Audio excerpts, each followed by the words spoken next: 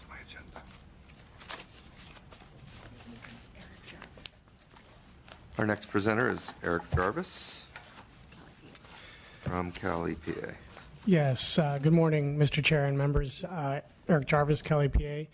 The Secretary sends his regrets, apologize he could not be here today, although I understand that we are trying to set up a meeting with yourself and him to talk about any issues that you'd like to. And also I was charged with offering that meeting request to all the members if you so choose. I'm happy to set that up. Please, you shouldn't limit yourself only to the chair. Yes. Again, thank you for the opportunity to be here today. I know that time is of the essence, so I'll be very brief. As an overview, the entire Cal EPA budget is a little over $3.9 billion. Of that, only 1.9% is general fund. The budget supports over 5,700 positions, crossing over 6 boards, departments, and offices. As you've heard today, there's many far-reaching environmental policy goals across many agencies, and as he has demonstrated with every budget, the governor is committed to the environment, and I think this is also reflected in this budget. There are many issues, important issues facing Cal EPA for the upcoming year, but I'll focus on just a few of them. And while it's come up several times today, it would be a glaring omission if I didn't mention the cap and trade expenditure plan. It's something that is important to us, and it's one of the most integrated policies throughout the state and probably across the nation in combating climate change. The Secretary mentioned in January after the release of the budget that we're coming off a landmark year in trying to implement all these policies. And as you know, the governor established new and ambitious targets for reducing greenhouse gas emissions by 2030. And as you know, last October he signed Senate Bill 350.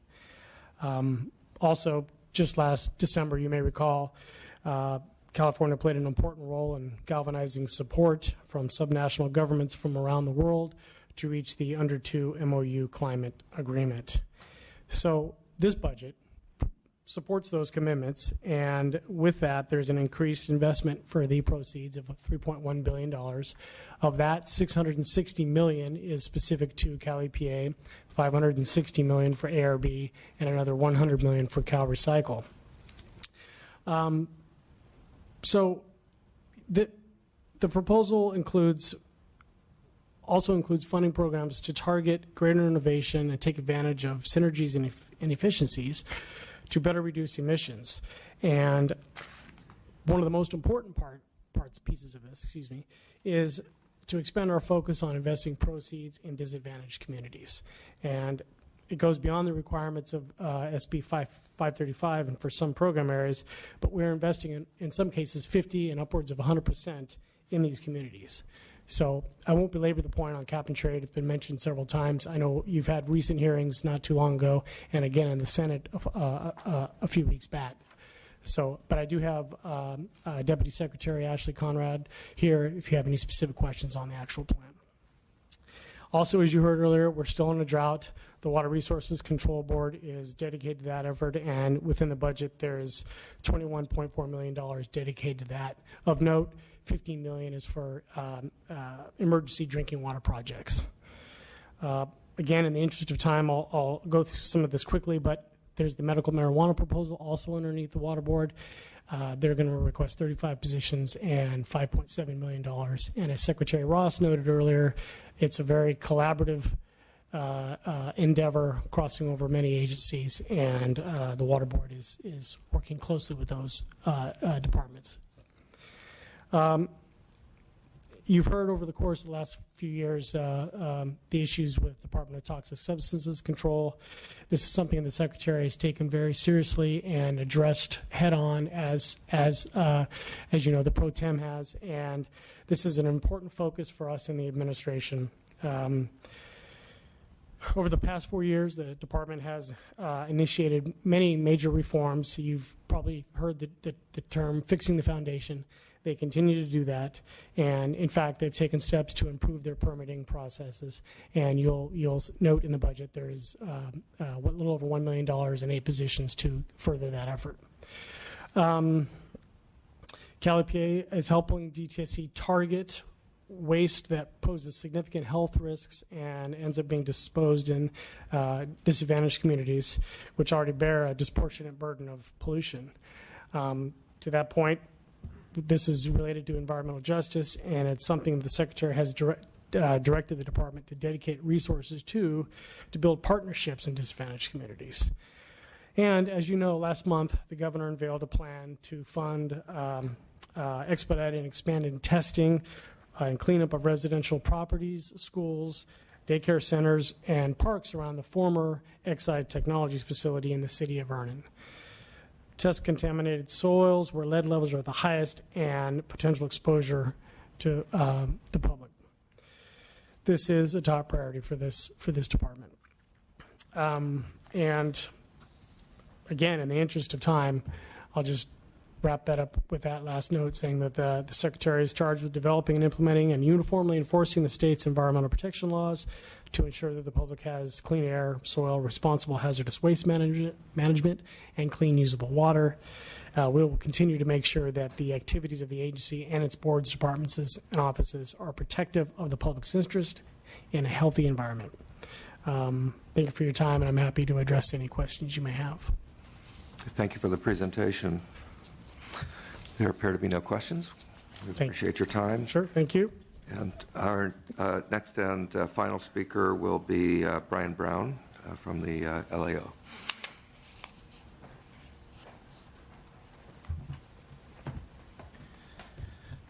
Good morning, Brian Brown with the Legislative Analyst's Office. I'm here with my colleague Jessica Peters, and the Sergeant is passing around a short handout.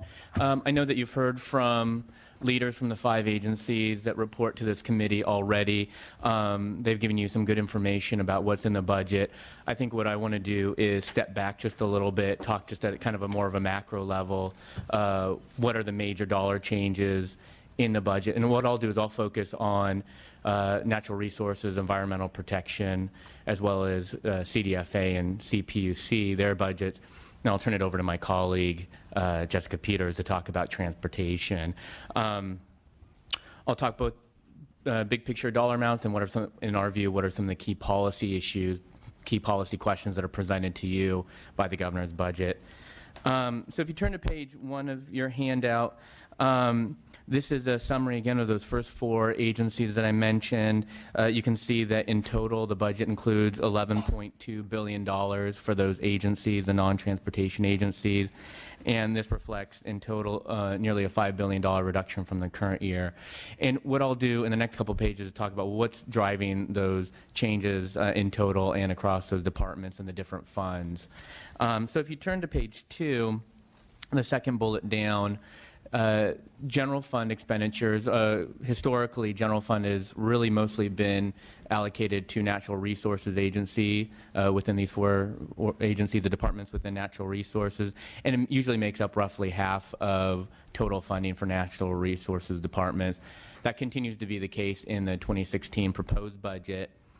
The budget does include a total of $179 million in additional general fund resources for natural resources departments. This is really driven by a couple of things.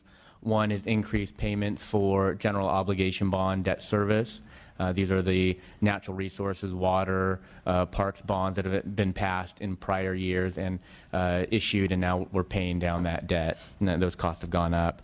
There's also additional general fund resources for drought-related activities that I'll talk about in just a moment, as well as the new $15 million program in the Energy Commission to research climate change. I note separate and in addition to this funding, it was referenced at least once in your previous testimony, there's additional general fund money in the budget in a control section for deferred maintenance. There's a total of $500 million appropriated there. Of that amount, $187 million is set aside for natural resources departments, including levee repair and improvements at state parks. If you turn to page 3, you see some significant increases in special fund spending, particularly in environmental protection and CPUC agencies. This largely reflects, within the Environmental Protection Agency, largely reflects the additional funding from the Greenhouse Gas Reduction Fund, the cap and trade auction revenues, and particularly for the Air Resources Board for their motor vehicle programs and for Cal Recycle for their waste diversion programs. In addition, CPUC, was mentioned, has an expansion of their Lifeline program. In recent years, they've expanded to wireless customers, and the budget reflects a $282 million increase for to cover the cost of those additional subscribers. I mentioned that there's a large reduction in overall funding for these departments. That's really driven largely by bond spending. And that's really driven in itself by two factors. One is, of course, in the current year, the legislature appropriated major new funding for the water bond, the 2014 water bond, as well as from Proposition 1E for flood control spending. In addition to that, this large reduction, or what appears to be a large reduction, is also partly just a reflection of technically how we budget prior year bond appropriations that normally departments have multiple years to expend. A lot of that gets reflected in the current year, so that doesn't necessarily reflect a programmatic change. So starting on page 4 and 5, I just want to identify for you what, in our view, are for a couple of major issues in the budget, what we think the key policy questions, as the chair referenced earlier, in some cases key oversight issues we think for the committee as you go forward with your spring hearings. The first is cap and trade. Of course, the governor's budget includes a $3.1 billion cap and trade expenditure plan, and in our view, the major question that is raised in this plan is whether or not the administration has provided you with enough information to assess whether the wider range of proposals and programs that are proposed for funding, whether there's enough information for you to assess whether the greenhouse gas emission reductions or the co-benefits that are oftentimes associated with these programs, whether those have been quantified in a way that you can correctly tell whether that package of proposals best achieves your set of policy goals relative to some other package of options.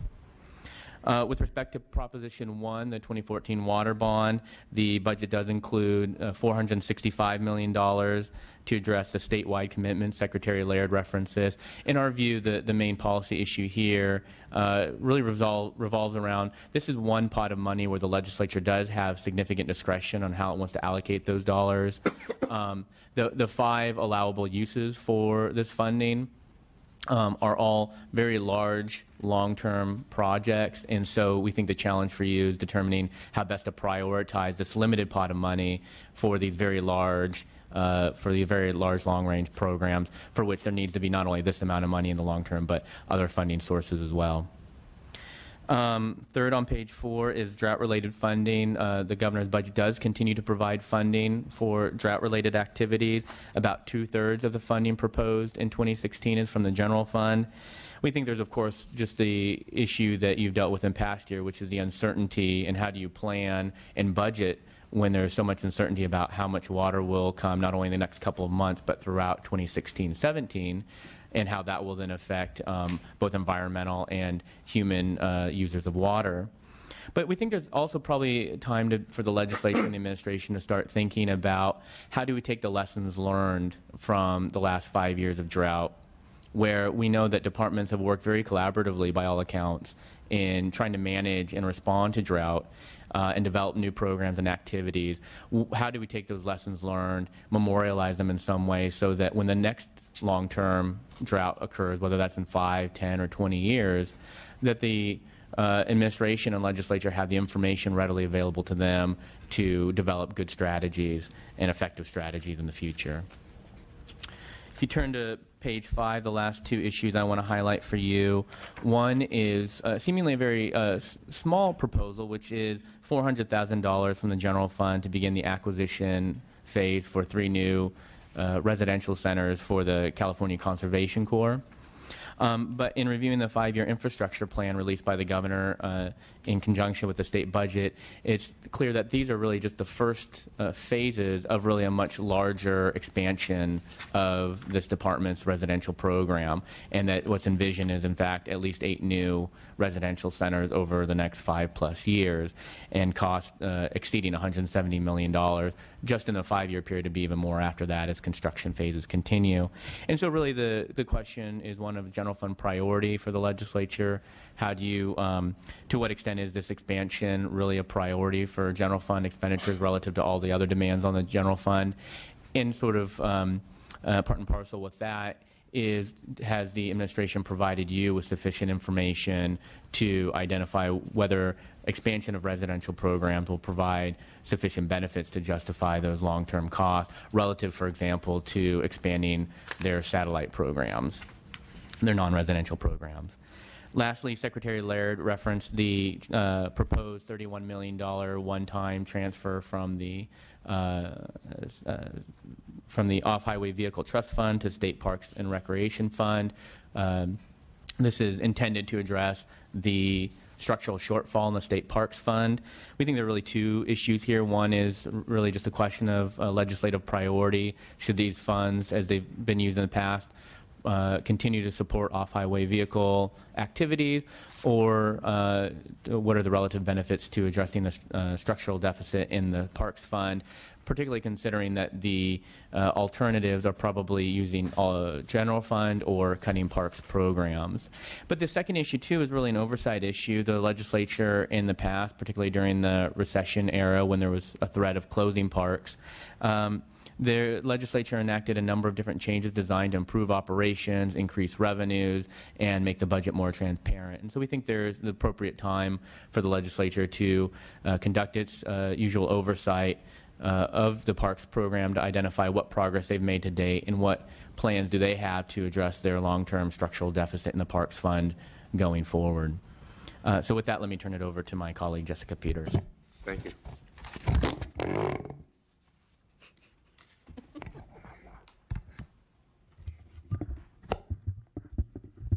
Okay. As Mr. Brown said, Jessica Peters with the Legislative Analyst's Office.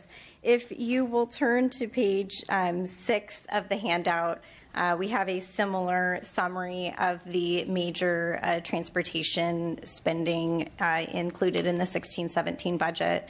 As Secretary Kelly said previously, there's about $17 billion in proposed spending for all of the departments and programs within the California State Transportation Agency. This represents an increase of about $664 million over the current year, which is about a 4% increase. As you can see in the figure on page 6, a large portion of this funding is for the Department of Transportation, or Caltrans, with about $10.5 billion in proposed expenditures, about $2.4 billion proposed for the California Highway Patrol, $1.8 billion for the High-Speed Rail Authority, $1.1 billion for the Department of Motor Vehicles, and about $460 million for state transit assistant grants.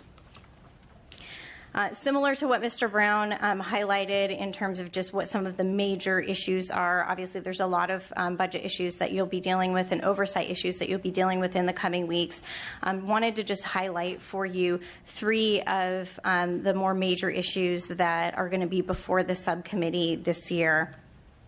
First, on page 7, is addressing the highway and road maintenance and repair needs. As part of the ongoing special session on transportation, the legislature and the governor have both sought to identify additional funding for meeting the state's highway and road repair and maintenance needs, as well as other transportation priorities. We have a figure on page 7 that summarizes what we identify as being the core needs on the state's highway system. So this wouldn't include needs for local roads or other transportation systems that might be a legislative priority. But we think this represents sort of the core of what has been discussed in the special session. As we show in the figure, the state has about $3.6 billion in ongoing needs for highway maintenance and repair, and also about a $12 billion backlog. In the figure, we show the backlog being addressed over several years, 3 years for maintenance and 10 years for the State Highway Operation or SHOP program that focuses on rehabilitating highways. As you can see in the figure, the need for highway repairs and maintenance is substantially higher than the $1.6 billion current funding level for the program. And so addressing this need is going to be one of the major issues before the legislature this year in terms of how to address the need, how much of the need to address, and how to balance that with your other legislative priorities in regards to transportation. And I'm going to apologize. I have to leave to be somewhere. I've asked Mr. Obernolte to step in and chair the meeting. Thank you. No worries. Secretary Kelly spoke about the governor's transportation package already. We just note that this partially meets some of the needs that we identified here, and we'll be happy to get into more detail about what we estimate the needs are and how the governor's proposal relates to that in future hearings where you dive into these issues in greater depth. Finally, on the last page of our handout, page 8, just two other major transportation issues that have been somewhat touched on already. The motor vehicle account fund condition, as you may recall, the motor vehicle account, which is the primary source of funding for the DMV and CHP, has been in a structural shortfall for the last couple of years and will continue to be in a structural shortfall in 16-17 and would become insolvent by 17-18 absent some corrective action. The governor's budget includes a $10 fee increase to the vehicle registration fee, as well as a proposal to index that fee to inflation so that it would grow over time in order to address that shortfall. The governor's proposal is one way of addressing the problems in the MVA, and we find that under his proposal would be barely balanced over the next several years. But the legislature has options and may want to consider alternatives as well in terms of determining how to maintain balance in the motor vehicle account fund condition, and this will affect some of the proposed expenditures that the governor includes in the budget coming from the MVA. And the last major issue that will be before the subcommittee this year is really more of an oversight issue and less of a budget issue. But as you know, the High-Speed Rail Authority released its new draft 2016 business plan last month.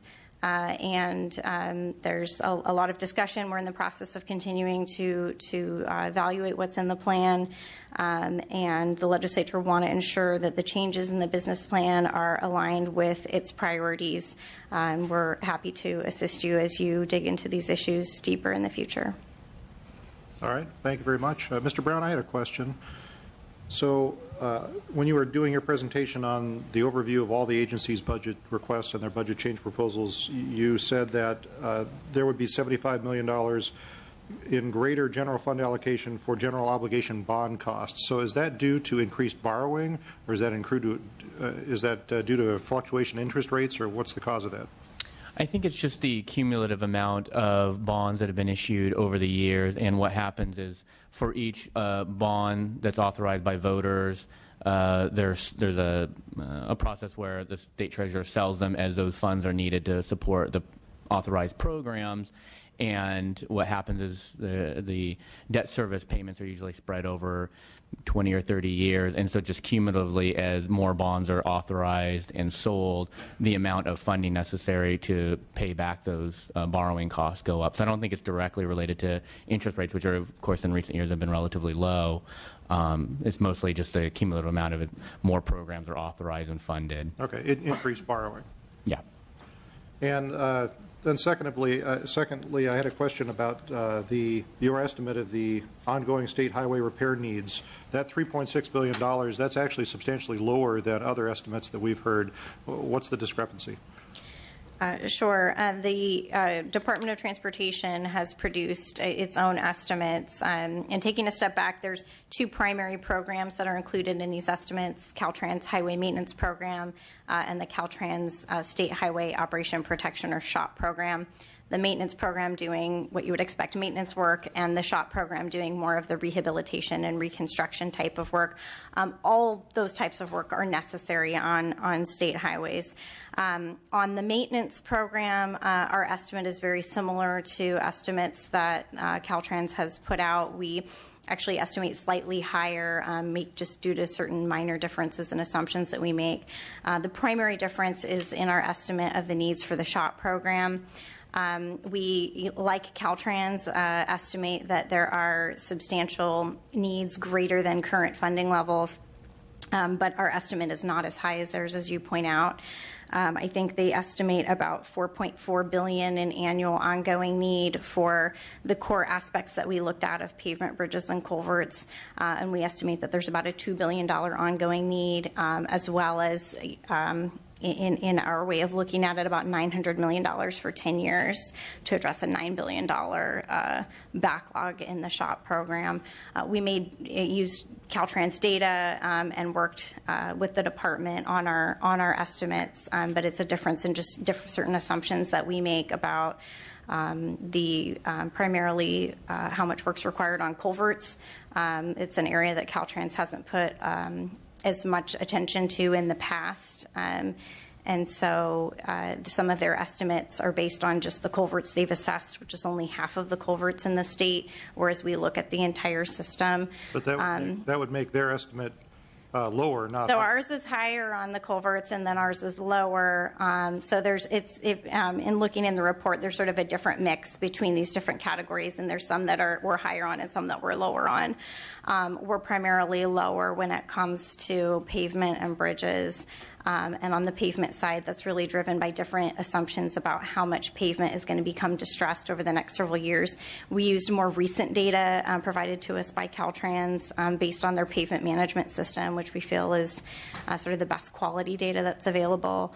And the department made different assumptions in their estimate. Well, it's interesting. So I would imagine that this topic is going to become more and more important, and I imagine this question will come up again as we get into discussions about how to fund that shortfall, because it's critical to know, obviously, how much the shortfall is before we talk about how to fund it. All right, well, thank you very much for the testimony. It was very informative. Now we'll move on to public comment. Any member of the public wish to make a comment? All right, well, seeing none, thank you very much for coming. This hearing is adjourned.